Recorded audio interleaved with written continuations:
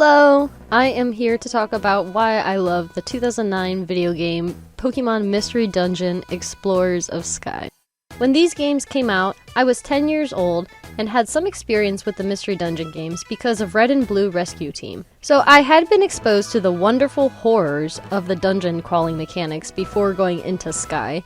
And yes, I am primarily going to talk about Sky here, even though I did play Time and Darkness prior, but I do think Sky is the preferred version among the three games personally. Like Red and Blue, it has the personality quiz where it asks you a number of questions, and depending on your answer, it will give you points for a certain nature.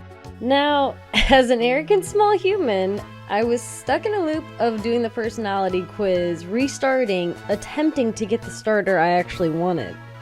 That, and come on, the coloring waves, the song in the background for this part of the game was just mesmerizing to me as a kid. I mean, take a listen real quick.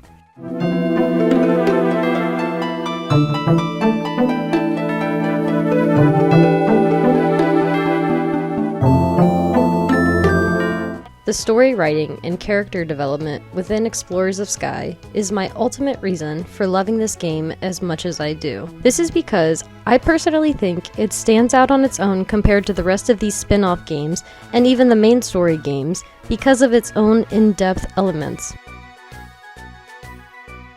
Anyways, it's a straightforward game such that you, the player, have been turned into a Pokemon and has the worst case of amnesia and cannot remember for the life of you how or why this has happened to you at all.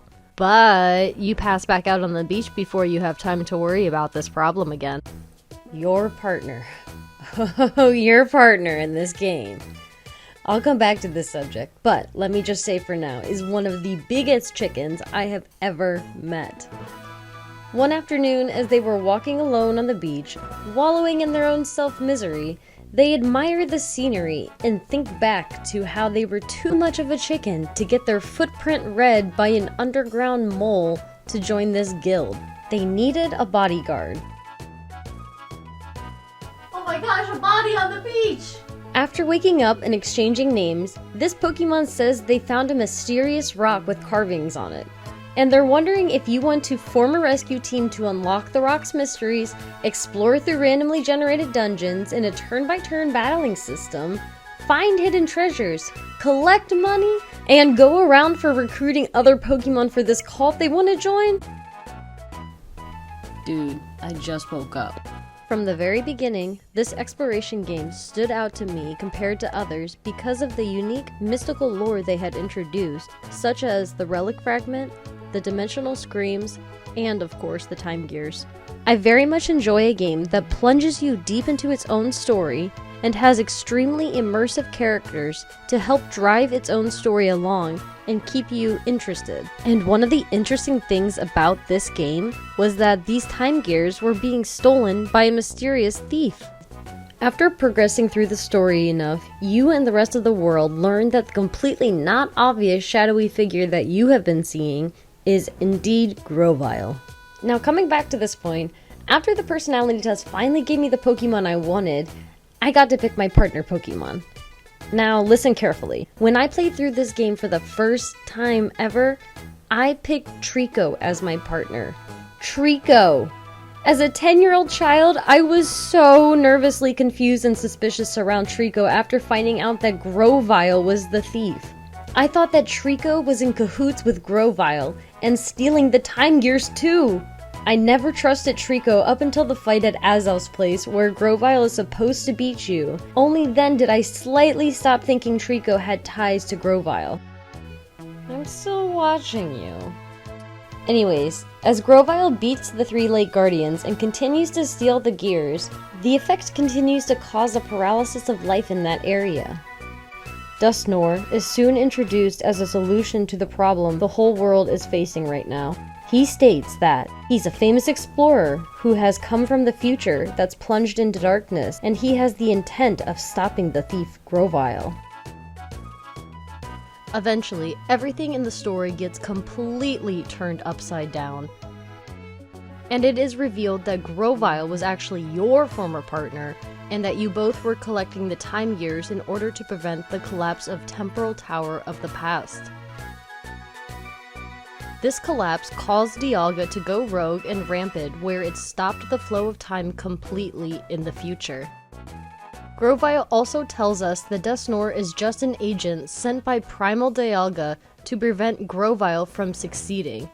This is because if we would have succeeded, all of the Pokemon in the future of darkness would have been overwritten and disappeared. But later on in the last special episode, you do find out that even if those Pokemon all would have disappeared, God can just bring you back from the dead. This entire story had me absolutely shaken to my core as a child. Even to this day, it still does. I was already trying to process that the happy smiley face on Dusknoir's back was just a smile full of lies, on top of now trying to process Grovyle, the Pokemon I absolutely despised because of what he was causing to the planet. And not to mention, he made me hate my own partner Pokemon for the first half of the game. He was actually the good guy? My 10-year-old brain was absolutely set on fire from how smoking good this story and gameplay were, and how conflicted my emotions and feelings were about the characters in this game. The entire post-game had me just as involved as the main story, which I never found again in other games to this day, a whole 13 years later. Although the collapse of Temporal Tower has been prevented, there is still a disturbance in the fabric of space in relation to the player. This summons Palkia into the post-game story, and after investigating further, Darkrai is eventually forced to reveal himself as the game's true final villain. Everything was Darkrai's fault, from Temporal Tower's collapse, to deceiving Palkia, and even transforming me into a Pokemon.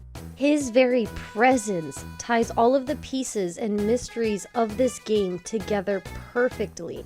And it was done through a very well-written and fleshed-out story, along with a great cast of characters that played their own part within the story just right. Darkrai makes the post-game feel way more like a sequel than any other post-game Pokemon has ever done before in the past. Overall, everything from the beginning of the game, with the introduction of your partner Pokemon and the guild, to the entrance of Dusknoir and Grovyle's story reveal towards the end of the game, is just absolutely marvelous. I can't praise this game enough. There are so many more points I could touch on with this game to convince you to buy and play it. But I hope I've convinced you enough to try this game out for yourself if you have not had the chance already.